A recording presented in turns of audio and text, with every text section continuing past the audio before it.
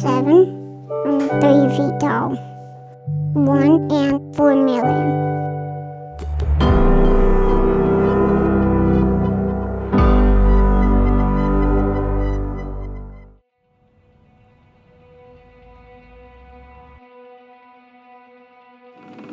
Hey, my name is Landen. I'm 7.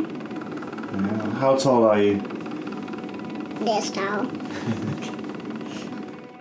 Weighing only 24 pounds and standing at just 3 feet tall, Landen has one of the rarest types of dwarfism in the world. He is 7 years old and he is almost about the same size as his 3-year-old sister.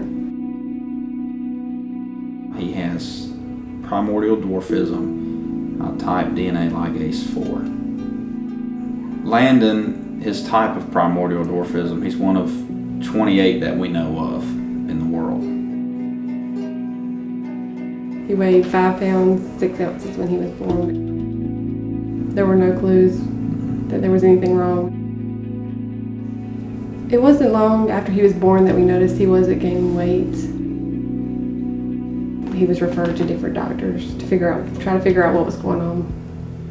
When he was 6 months old, we were referred to a geneticist, and that's when that day she diagnosed him with primordial dwarfism. Primordial dwarfism is the rarest form of dwarfism in the world. Those who are affected by primordial dwarfism are proportionate in size. They're just very small. I think you feel, as parents, some fear and a concern for the future and what it meant for Landen. Landen's dwarfism is different compared to the other types in that his immune system fails.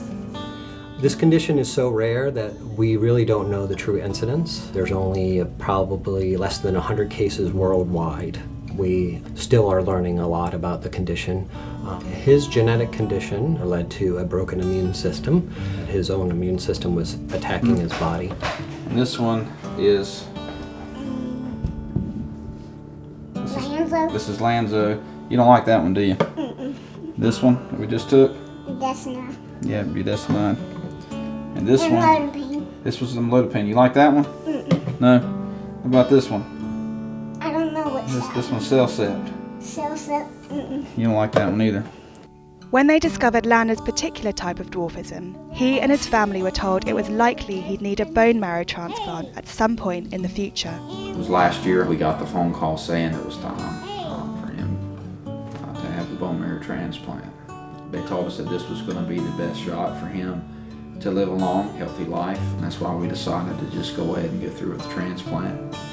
His brother and sister were not a match, and so then they went to the National Bone Marrow Register and found a donor in Europe. He had to go through 2 weeks of conditioning, which they use chemotherapy. They tear down his current immune system, get it to 0, so that then can do the transplant with the donor cells and then build a new immune system for him.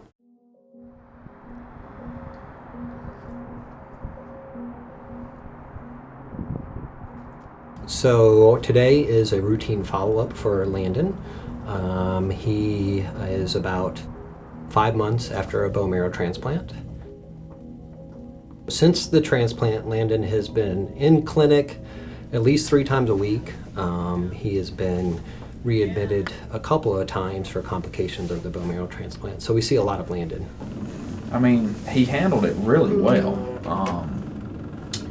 Some of the side effects was, of course, nausea and vomiting. He lost his hair after the last one. The thing about chemotherapy, he's still experiencing some of the side effects of that. I mean, it's just a powerful drug. The transplant was a success, and it will help provide him the immune system that he needs to be able to fight off infection as he gets stronger, and he'll be able to get back to life as a child, as a normal child, without all the medicine and fluid and all the things he's having to do now. It will be just a second. You need to reach up so we can see if they can get the blood return out of your line. Why not? Because it makes you longer. It makes you be here longer. I'm trying all my tricks, Landen, and nothing's working. It can take up to a year for bone marrow transplant patients to make a full recovery. And unfortunately, Landen has been experiencing problems since his procedure. TMA, thrombotic microangiopathy.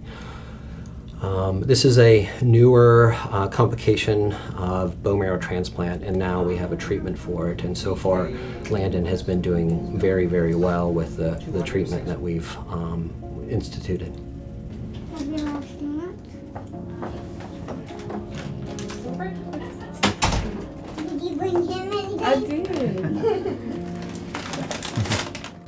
His donor's immune system is still learning that Landen is the new home, and hopefully over the next several months that immune system will really start working well and control these viral infections.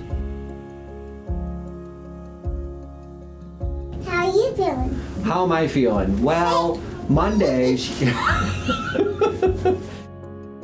It's heartbreaking because he's completely different now than he was before transplant.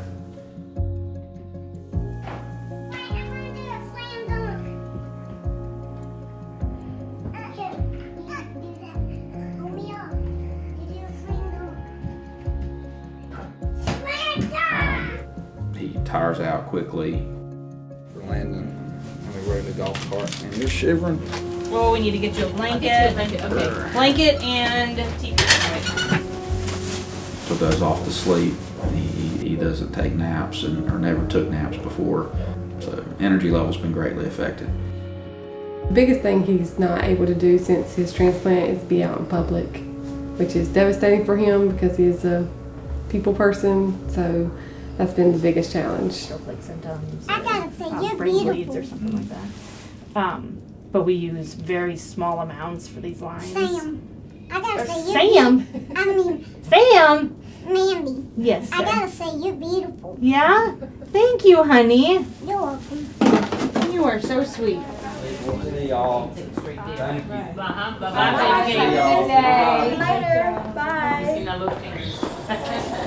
He's been able to go outside only a handful of times since transplant. Put your mask on, you can go outside for a little bit. I'm going outside again. All right, let's keep. Today was special to see him go out and run a little bit in the yard. That was a big step for him. Run that way before they get you.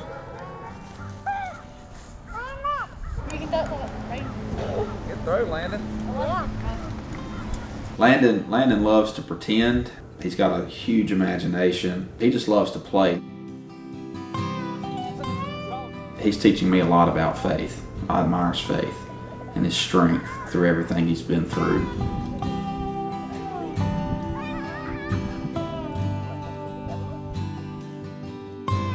I would say he loves being with family and having family time.